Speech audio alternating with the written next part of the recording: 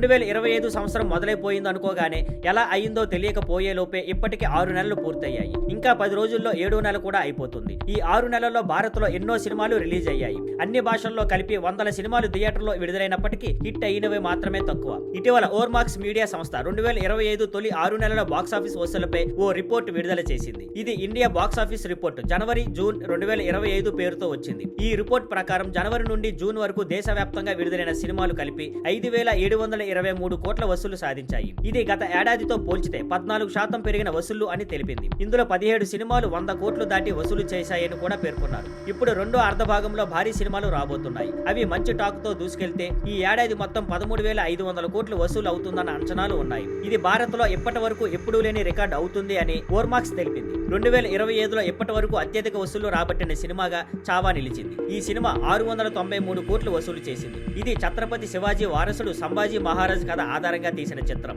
అతని వెనుక సంక్రాంతికి వస్తున్నాం అనే సినిమా ఉంది. 300 కోట్లకు పైగా వసూలు చేసి సూపర్ హిట్ అయింది. జూన్ నెలలో ఒకటే 900 కోట్లు వసూలు వచ్చాయి. హిందీ చిత్రాలు సితారే జమీన్ పర్, హౌస్ఫుల్ 5 వంటి చిత్రాలు ఒక్కొక్కటి 200 కోట్లకు దగ్గరగా వసూలు చేశాయి. తెలుగు తమిళ ద్విభాషా చిత్రం కుబేరా, అలాగే F1 వంటి సినిమాలు కూడా టాప్ వసూలు సాధించిన చిత్రాల్లో ఉన్నాయి. ఇప్పుడు అందరి దృష్టి 2025 రెండో భాగంపై ఉంది. మరికొన్ని సినిమాలు బ్లాక్ బస్టర్ అయితే ఈ ఏడాది భారతీయ సినిమా బాక్సాఫీస్ వసూళ్లలో చరిత్ర సృష్టించనుంది.